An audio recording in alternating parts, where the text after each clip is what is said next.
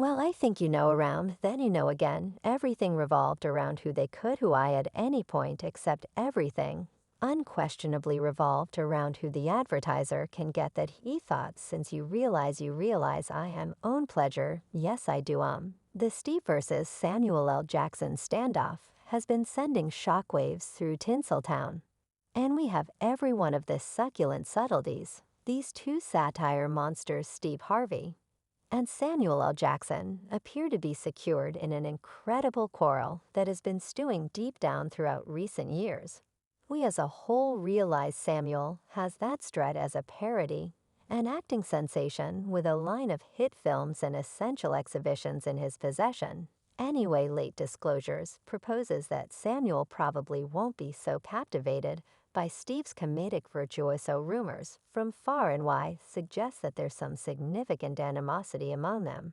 And the genuine truth is supposed to be much hazier and more profound than we might have at any point envisioned. So as of late, the news was all swirling about Steve Harvey Samuel L. Jackson and the marvelous Enchantment Johnson, alongside their exquisite spouses, partying hard on a costly yacht off the stunning Italian Riviera for Freedom Day anyway. Samuel is over here guaranteeing it was all a happenstance, like they coincidentally stumbled upon one another in heaven. Samuel didn't appear to be excessively excited about running into Steve, and the grapevine was humming with murmurs that it was all a result of some well-established hamburger. The word on the road is that Samuel and the late extraordinary Bernie Macintosh were more tight than tight. And Samuel purportedly has a lot of familiarity with Steve's trickeries, attempting to swipe Bernie's vacation free from him, as I sing from my very own satisfaction. Yes, I do. This entire thing resembles something sort of springing up at regular intervals, or so presently. And you realize I invested a ton of energy in my childhood, watching the enticements and the Pips and OJs, and wanting to be one of those folks. So it was similar to a dream second to have the option to get in there. And do that. Jackson prods at the motion pictures like cranky elderly people men with singing and moving. Yet he concedes that he and Bernie busted a few great maneuvers on this set. You get out there, interestingly, and you begin singing the tune, and they play the music, and you begin singing for genuine. They kind of shot that main that me and Bernie were truly singing live with them. There and afterward, the defining moment for Steve's profession truly came around 2003. When reports began twirling about Harvey's supposed endeavor to take Bernie Macintosh's job in the hit film Seas 11, there was no question that Bernie Macintosh was the ideal decision for the job, impeccably fit to carry his remarkable style of parody to the big screen anyway. Murmurs in the business recommend that somebody near Harvey had another rationale. The shameful hypothesis encompassing this episode discolored Harvey's standing and cast a sad remnant of uncertainty over his expectations. Individuals started to address whether he was able to take such measures to additional his vocation, even to the detriment of an individual comic's chance. Bernie didn't time it back from saying the Hollywood game that we are in, it's a virus game. He says of the individual who attempted to persuade Soderbergh that Harvey was more famous and a superior entertainer. And the miserable thing about it is us all are getting along nicely. So I don't actually see the issue. It didn't irritate me since I understood the situation when they enlightened me. What might I at some point do? I won't sling mud. I'm not a rapper. I make wisecracks. I attempt to make individuals snicker. I won't sling mud. Steve and any other person can express what they might be thinking. Ain't no one dealt with me. I have the control and right.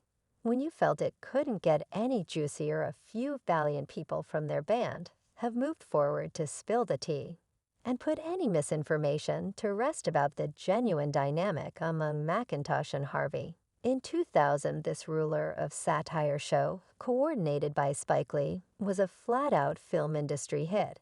And think about who captured everyone's attention and had shed their names into the red records of Hollywood amusement. That is correct. Steve Harvey and his Fab 3 assistants, Cedric the Performer, D.L. Sacred, and the unparalleled Bernie Macintosh.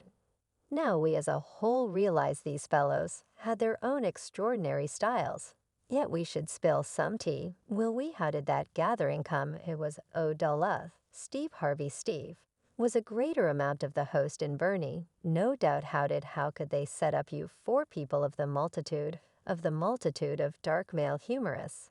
Since I think they had a sovereigns of satire additionally, no doubt subsequently, yes how could they land on a four-well? I think you know around then you know again. Everything revolved around who I at any point, except everything without question, revolved around who the advertiser can get that he thought hid tickets right since Martin was his own thing, he was at that point. Gone he was his own thing. And afterward it resembled Joe Torre, took over Def Jam after Martin, so he was his own thing right. And afterward you had every one of the successes. And they were on breakers, right? Thus Steve was hot. We had the Steve Harvey show. So we had a public program. Bernie Macintosh was the jokester at that point. And afterward DL was hot. He had a television program. So what I think yet the primary year we did it was simply me Bernie. And not just me Bernie and Steve Wright. And Steve Shutt and fellow Tory was the host. He would MC it. I came out first, Bernie win the center, Steve close, and afterward. On the other end, as we got into the greater run of the visit, we welcomed on DL Steve, went to the opening Harvey Smith. The silk had that fascinate that could make anybody faint, yet he was the sassiest of all, taking pokes at the crowd's hair outfits.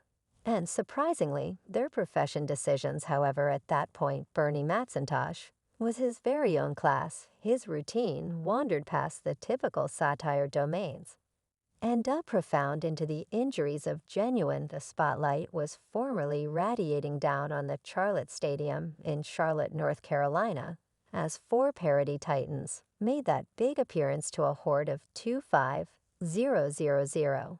Loving fans, this was an uncommon second in time. When comics sold out a field of that size, chuckling reverberated through the air as these comedic maestros drove by the magnetic host Steve Harvey, took the crowd on an exciting ride of tears and grumbles, from funny stories about their lives to loud takes on relational peculiarities and race. No subject was untouchable, and no joke bombed. Rumors from far and wide suggest that while they were all up on that stage, making us snicker till our sides hurt, there was some serious pressure preparing between. As a matter of fact, Steve Harvey and Bernie Macintosh, those murmurs are at long last getting tended to. And Cedric the performer, the voice of reasons moving forward, to let the cat out of the bag, better believe it. No doubt, I mean, you realize they were the sort of folks that the two of them dominant men, like the two of them, they just saw it different. You understand what I'm talking about yet. By the day's end, they had the option to traverse it, he expressed. While on Shannon Sharp's digital broadcast, Club Chez Cedric added that in light of the fight it had kept them from doing another visit. I think obviously that was, certainly a contributing situation. Yet I additionally feel that it had a ton to do with the advertiser on the thing, since he got a greater head than us all. The man that set up all of us began to truly believe was about him. So it began to be that, so it was a ton of those sorts of components. The times we live in what's satisfactory in the public eye, and we just arrived at a point again. We simply have significantly more openness to one another. We have much more development that has occurred as individuals, so responsiveness, mindfulness about things that just wouldn't be okay. The gay culture jokes wouldn't generally be okay in those days. None it back in 2003. Bernie Macintosh gave a meeting to GQ magazine that spilled more tea than a high society casual get-together might you at any point, except he directly blamed Steve Harvey for being desirous and attempting to toss some damage his direction when it came to catching those succulent film jobs. Quick forward to 2010, and Steve Harvey at long last chosen to address these shocking cases. Bernie flung his direction in a detailed story interview. Steve let the cat out of the bag on how harmed he was by Bernie's words.